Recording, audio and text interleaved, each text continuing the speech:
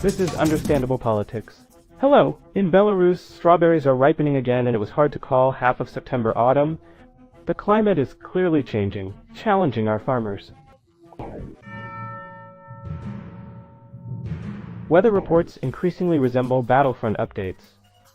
Floods, heavy rains, hurricanes, droughts, and extreme heat. Regular natural disasters are exhausting farmers worldwide. They threaten bankruptcies, hunger, and starvation. Hundreds of millions of people are at risk. What has brought the world to this dangerous brink?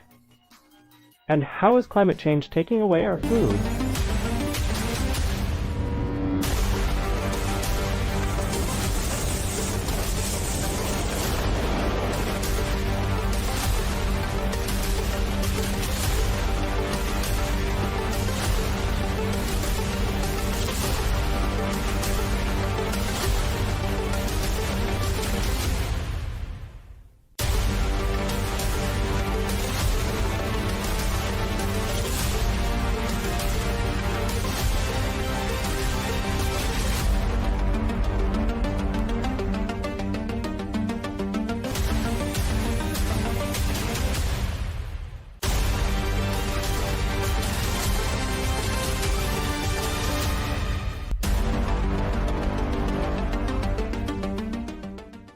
The World Meteorological Organization has shocked with alarming statistics.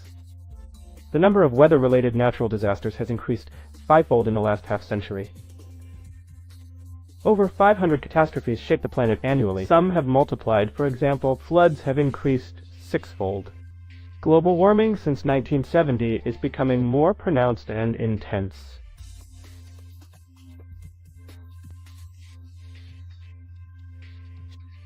It's clear that this doesn't pass without a trace for Earth's climate system, for the Earth's system as a whole, for our planet.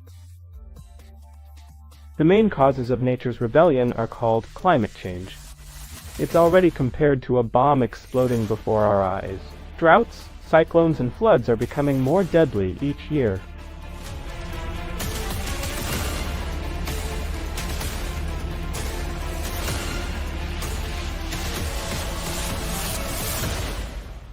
We literally have to fight for good harvests. Due to climate shocks, African farmers lose about a third of their crops. In some countries, in certain years, nature destroys up to 70% of crops. Niger, Ethiopia, Malawi, an incomplete list of those who periodically lose almost everything. Studies were conducted by specialists from the World Bank, the UN University, and European climatologists. Small climate shocks attract significantly less attention than major droughts, hurricanes, or mass floods. However, their cumulative effect can be very significant. Our analysis of data collected from 120,000 farmers' fields in 6 African countries shows that these phenomena affect about 35% of farms and reduce the national crop volume by 29%, according to the study. France is expecting the worst wheat harvest in the last 40 years. The crop failure is called catastrophic. The amount of harvested grain may fall by a third. The reasons are too much rain, too little sun, and low temperatures. In most growing regions, all this has seriously affected crop yields and quality, as well as provoked plant diseases. Extreme weather conditions in Europe have hit grain crops. Heavy rains occurred in the northwest. Drought and high temperatures led to crop failure in the east. French farmers have asked the government for financial assistance due to the catastrophic crop failure. We've been thrown back to 1983, when there was a similarly low wheat harvest, 24.5 million tons. The entire French grain industry suffered first from COVID, then the war in Ukraine, and climate warming has led to product shortages in France for 2 years now. Over the past year, the price of chicken in France has doubled. The crisis peaked in the summer of 2023. Here I have bread, eggs, and orange, fruits, canned goods. Everything has become unaffordable. For example, a pack of 30 eggs, which I bought for less than €3 2 to 3 years ago, now costs almost €7. Quite a difference, right? The potato harvest in Russia will decrease by almost 15%. One of the reasons is also the weather. Frost, then heat, and low profitability. Due to abnormal frosts in May, More than half of the future harvest was lost by Russian gardeners. According to the National Fruit and Vegetable Union, some farms lost up to 90% of the planned harvest. In some, not only the harvest but also the trees died. Argentina expects a severe wheat shortage and a new wave of drought as early as October this year. In neighboring Poland, they can only dream of such. The last week, the southwestern part of the country looks like this.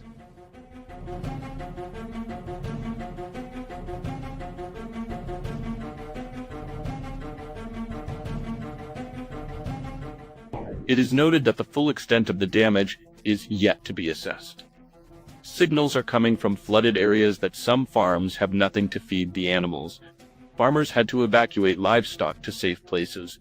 We will definitely need animal feed, as we saw that the bales of straw and silage were taken by the water, and those that remained are damaged, said Bernard Demchak, a representative of the Prudnik County Agricultural Chamber, noting that about 15 points in his community were flooded. Farmers from different countries named their biggest problems. Last year, sociologists worldwide conducted a large-scale survey. Guess what worries the agricultural sector the most? According to surveyed farmers, they lost about 15% of their income over the past 2 years due to climate. Every sixth farmer reported a crop loss of up to 25%. More than 70% said they are concerned about the future impact of climate on their activities.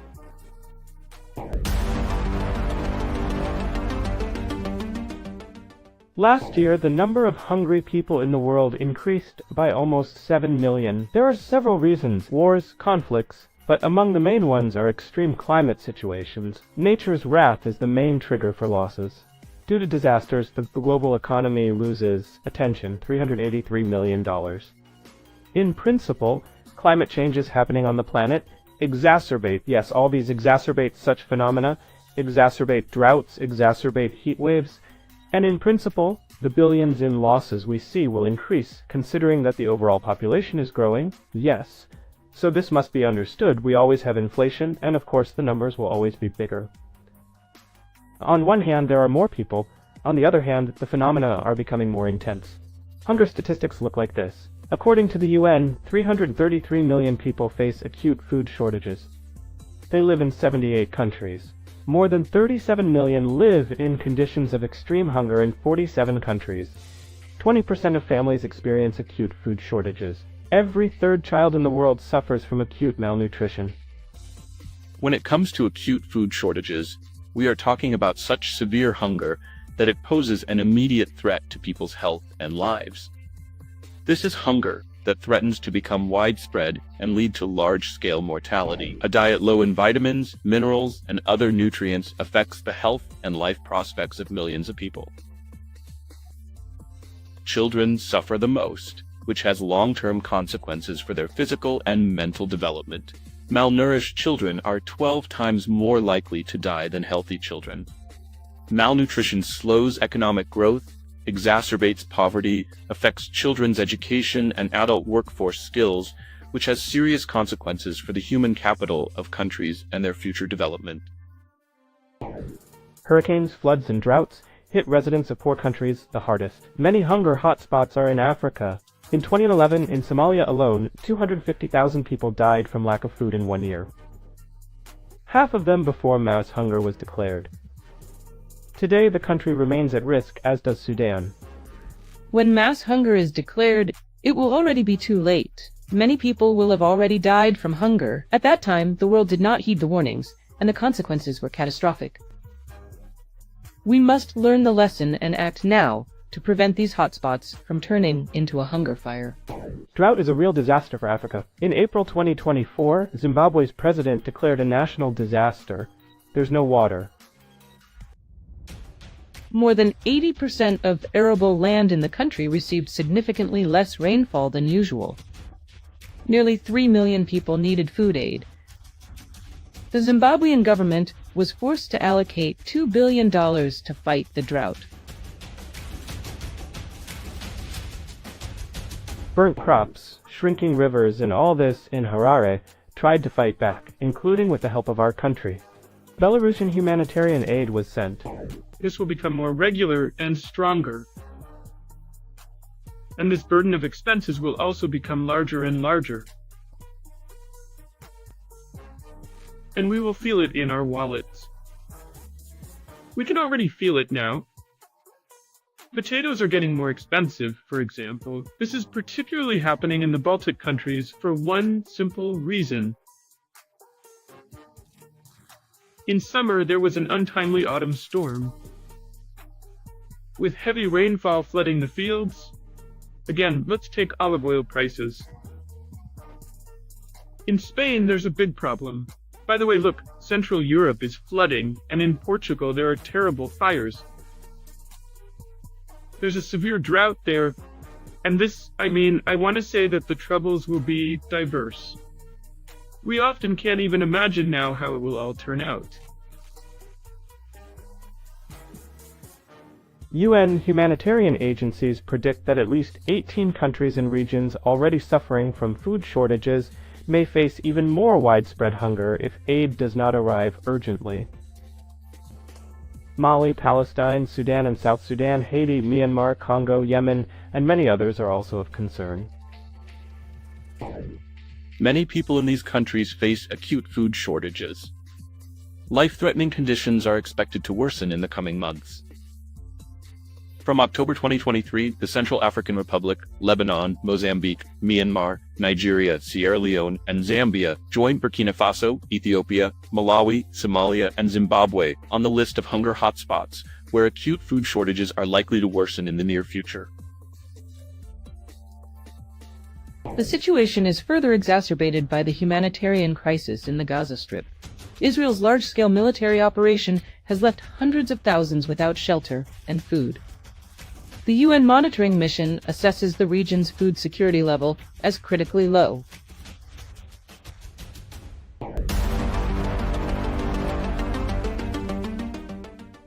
Observing such problems, the words of our president about food security immediately come to mind.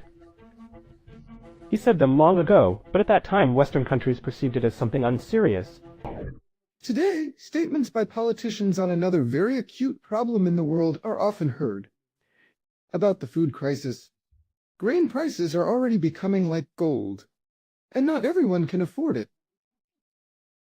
Yet billions of dollars for weapons are easily found, but to save millions from hunger, especially the elderly and children in poor countries, there is no money, and none expected. Someone needs to stir up a serious conflict. And now, when half of Poland's harvest has sunk, bread in Ukraine is rising by 50%, and in France they are refusing flour due to expensive wheat. Everything falls into place. But it wasn't always like this for us. In the 90s, people had nothing to eat. Alexander Lukashenko promised to fix the situation. Here's a fragment from the election program. People of Belarus, I do not promise you rivers of milk and honey. I don't want to lie. We all have to pay for enduring the failed policies of a long bankrupt government. A big and difficult job lies ahead, which no one but ourselves will do. Leading the state and people away from the abyss is the president's primary task. I believe in the wisdom and diligence of the Belarusian people. I am convinced that we can solve this task. Today, arable land is Belarus's golden asset, literally. Over half a century, the average arable land per capita worldwide has more than halved. Yes, land productivity is increasing, but overall there is significantly less land, and the shortage is becoming more apparent. Belarus is a relatively small country by territory, but not as small as it might seem. In terms of arable land per capita, we confidently rank among the top countries in the world, surpassing Switzerland by almost 12 times, Germany by 4 times, and France by twice. We lag behind Canada, Argentina, Russia, Kazakhstan, and slightly the USA. But our territories are incomparable. So preserving and developing agricultural land for the agro-industrial complex is task number 1, and our lands are our strategic natural resource. If there aren't many minerals underground, we have to feed ourselves and earn from what can be gathered from the surface. The climate doesn't spoil us either, but where is it ideal today with so many disasters? Another important advantage of Belarus is the careful attitude towards agricultural land. We haven't used harmful technologies for sharply increasing yields that lead to rapid land degradation. Strict adherence to technology is one of the main priorities of the agro-industrial complex, which the head of state regularly demands.